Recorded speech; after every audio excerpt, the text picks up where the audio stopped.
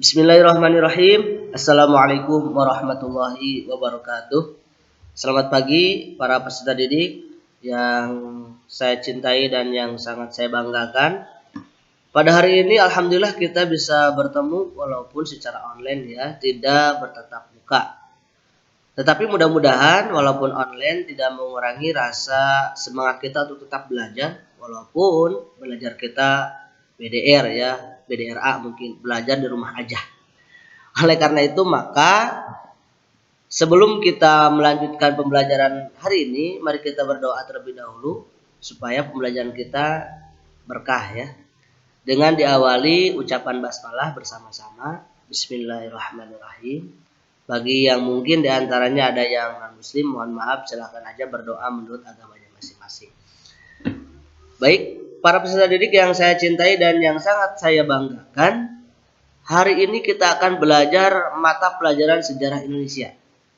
Nah, tetapi sebelumnya mungkin di antara kalian ada yang belum mengenal saya, ya.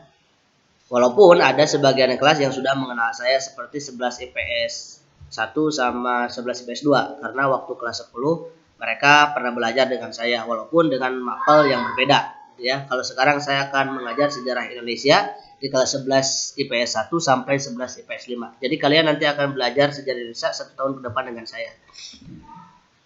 Kemudian nama saya adalah ini. Ya, nama saya yang ini Isur Suryana. Kamu boleh panggil saya yang ini ataupun boleh panggil saya yang ini. Ini nama ijazah. Maksudnya nama asli saya di dalam administrasi pendidikan. Kalau ini nama panggung saya, sih. Nama yang sering dipanggil gitu ya. Biasanya teman-teman atau siapapun yang memanggil yang namanya yang ini.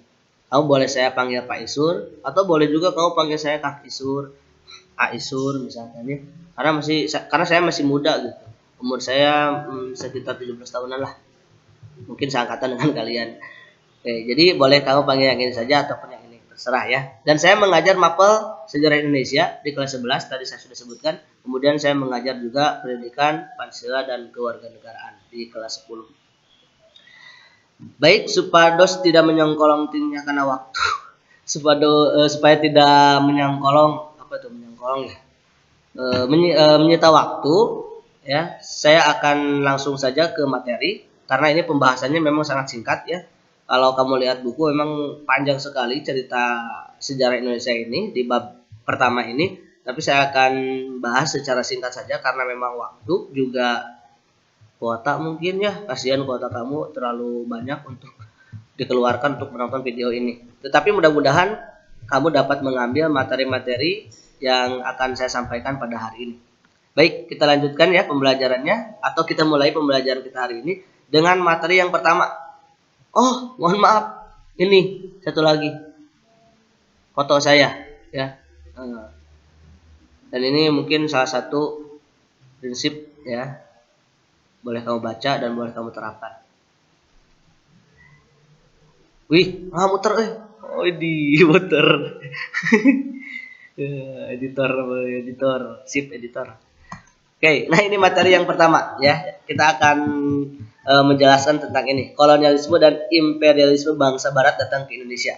Baik, sebelumnya mungkin di antara kalian, bukan mungkin ya, saya kira di antara kalian sudah meminjam buku yang ini. Mana-mana. Ini nih. Nah, sejarah Indonesia di perpustakaan.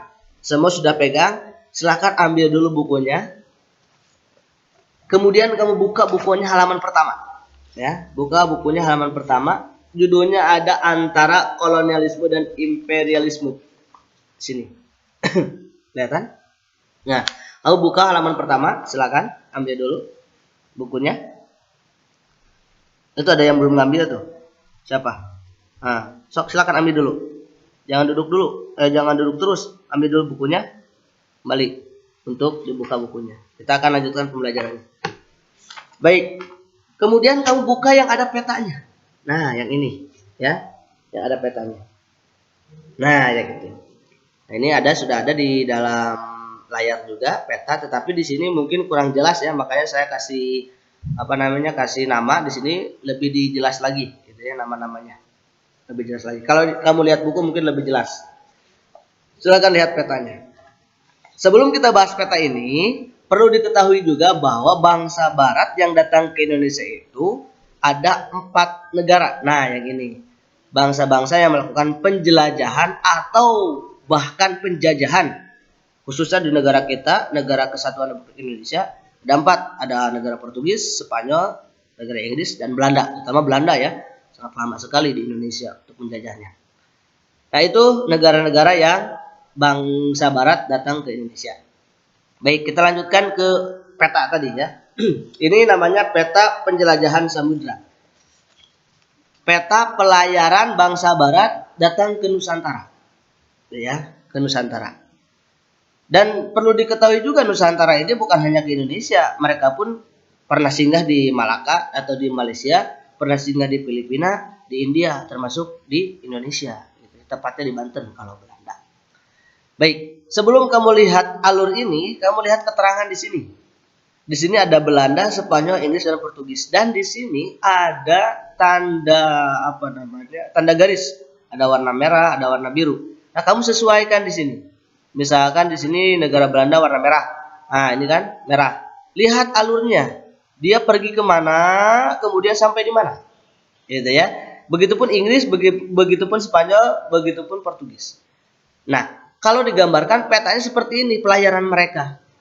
Ya, untuk berlayar ke Nusantara. Sebenarnya mereka itu berlayar cek bahasa Sunda nama satapina gitu. Jadi mereka itu berlayar karena ada sesuatu yang dicari.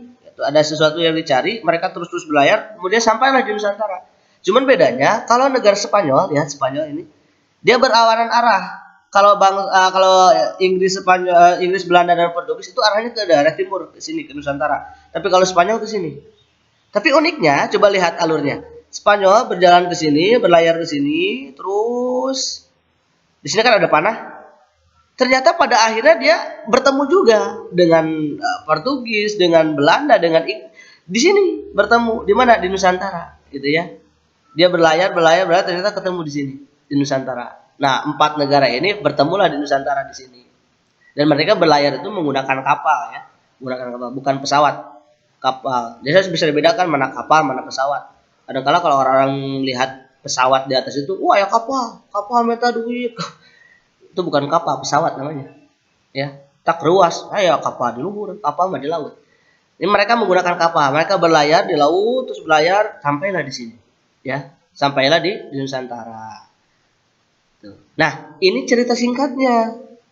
Cerita yang lebih lengkapnya lagi itu ada di buku. Kamu boleh lihat di halaman berapa ya? Di halaman 10 sampai halaman 21. Kamu boleh lihat di halaman 10 sampai 21, di situ ada alur ceritanya. Kalau ini kan cuman sekilas ya peta ini, gambarannya saja, tapi di dalam buku yang Anda punya, yang Anda pinjam di perpus itu di halaman 10 itu diceritakan Spanyol, Inggris, Portugis seperti apa perjalanannya. Nah, ini Portugis seperti apa perjalanannya di surat. Kamu tinggal baca saja materi itu. Nanti kalau ada yang tidak mengerti boleh kamu tanyakan di kolom komentar. Di classroom kan ada bawahnya ada komentar. Kamu boleh komentar di situ, bertanya di situ. Nanti insya Allah saya akan jawab, saya akan layani selama pembelajaran berlangsung. Kenapa tidak lewat WA? Karena supaya pertanyaan kamu itu bisa dilihat juga oleh teman-teman yang lain, gitu ya. Jadi bisa mewakili teman-teman yang lain. Pertanyaan kamu itu kalau ditulisnya di classroom di bawah komentar itu. Kalau ada yang tidak mengerti, silakan baca saja bagaimana perjalanan negara Inggris, Belanda, Spanyol, Portugis datang ke Nusantara ini, gitu ya. Seperti apa perjalanannya? Kamu di situ ada alur ceritanya di dalam buku tersebut. Baik, next kita lanjutkan. Pembahasan peta sudah, kita lanjutkan. Nah, apa sih yang menyebabkan mereka datang ke Nusantara? Atau yang disebut dengan latar belakang. Apa sih yang melatar belakangi mereka? Sehingga mereka melakukan penjelajahan. Bahkan pada akhirnya mereka melakukan penjajahan. Khususnya di negara kita, Negara Kesatuan Republik Indonesia. Karena bukan Indonesia saja kan, tadi ada sebutkan ada ke Malaysia, ke Filipina, dan ke India juga. Nah, satu, runtuhnya Kekaisaran Romawi. Yang kedua, jatuhnya Konstantinopel ke tangan Turki Utsmani. Dan ketiga, adanya perkembangan ilmu pengetahuan.